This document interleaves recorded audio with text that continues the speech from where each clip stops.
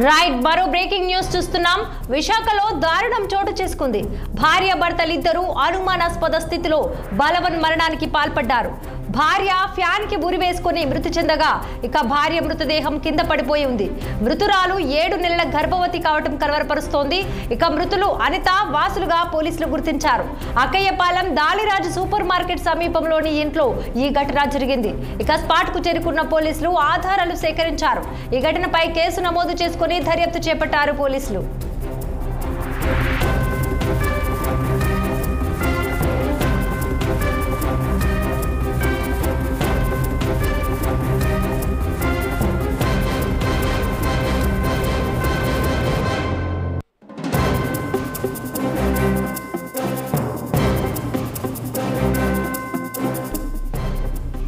ఇక ఈ ఘటనకు సంబంధించి మరింత సమాచారం అందించేందుకు ఉత్తరాంధ్ర ప్రతినిధి కన్నబాబు ఫోన్ లైన్ లో సిద్ధంగా ఉన్నారు. కన్నబాబు, చెప్పండి, ఈ ఘటనకు సంబంధించి అసలు విశేషాలు ఏమైనా తెలిసాయా? ఈ ఆత్మహత్యకు సంబంధించినటువంటి రాజుగా ఏదైతే విశాఖలో దారుణం చోటు చేసుకుంది, భార్యాభర్తలిద్దరు కూడా ఆత్మహత్య చేస్తున్నటువంటి ఘటన తాజాగా విశాఖ సీతమ్మదారిలో అయితే వెలుగు చూసింది. ఏదైతే భర్తకు ఫ్యాన్ కి ఉరేసుకొని మృతి చెందగా భార్య విగత జీవితగా పడినటువంటి సిచ్యువేషన్ స్థానికంగా ఉన్నటువంటి ఒక వ్యక్తి వెళ్లి చూడడంతో ఈ యొక్క ప్రమాదాన్ని గుర్తించినట్టుగా తెలుస్తుంది. అయితే మృతి చెందిన వారు అనిత వాసులుగా పోలీసులు అయితే గుర్తించారు. వీళ్లకు 7 నెలల పసిగందు కూడా ఉన్నట్లుగా, అంటే 7 నెలల పసిగందు అంటే గర్భంలో పసిగందు ఉన్నట్లుగా 7th month గా ఇప్పటికే స్థానికంగా చెప్పినటువంటి సమాచారం మేరకు గర్భంలో ఉన్నటువంటి 7 నెలల పసికందును బతికించేందుకు హాస్పిటల్కి తీసుకెళ్లి పెద్ద ఎత్తున అయితే ఏర్పాట్లు అయితే చేశారు. ఈ క్రమంలోనే అత్యవసర పరిస్థితుల్లో మృతి చెందినటువంటి అనితను KGH కు తీసుకెళ్లారు.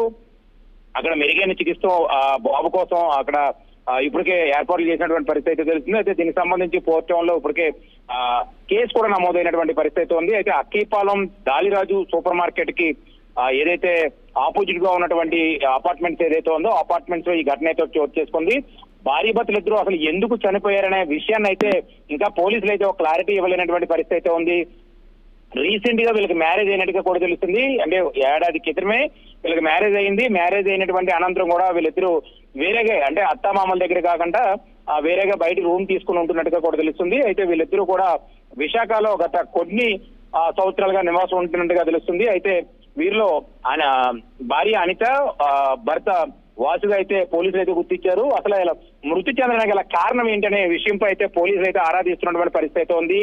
అయితే ఒక్కసారిగా ఈ ఏరియా అక్కయ్యపాలెం ఏరియాలో ఈ నవ దంపతులు సుమారుగా 8 నెలలు 9 నెలలు ముందు మ్యారేజ్ అయ్యి ఇలాంటి సిచ్యువేషన్ లో ఈ రూమ్ లో చూడడం వీళ్ళంతా కూడా కొంత ఆశ్చర్యానికి బాధను కలిగివేస్తున్నట్టుగా చెప్తున్నారు. అనుమానాస్పద ఆత్మహత్యకు సంబంధించినటువంటి కారణాలు ఏమైనా తెలిసి వచ్చాయా? కుటుంబ సభ్యులు ఏమంటున్నారు దీనిపై? ఇప్పటి వరకు ఉన్నటువంటి తాజా సమాచారం మేర వరకు డోర్లు అయితే ఓపెన్ చేసి లేవు, క్లోజ్ చేసే ఉన్నాయి. ముందు తన ఆత్మహత్య చేసుకోక ముందు తను చనిపోయాడా లేదా ముందు భర్త ఆత్మహత్య చేసుకున్న తర్వాత ఆ ఘటన తట్టుకోలేక భార్య చనిపోయిందనే విషయంపై అయితే ఇంకా కొంత క్లారిటీ అయితే రావాల్సి ఉంది. ఎందుకంటే ఆ సిచ్యువేషన్ సంబంధించిన విషయంపై అయితే పోలీసులు కొంత ఎంక్వైరీ కూడా చేస్తున్నటువంటి పరిస్థితి కనబడుతుంది. అసలు వీరిద్దరూ చనిపోవడం కానీ ప్రధాన కారణం ఏంటనే విషయంపై దర్యాప్తు అయితే కొనసాగిస్తున్నటువంటి పరిస్థితి కూడా మనం చూడొచ్చు. రైట్ కన్నబాబు.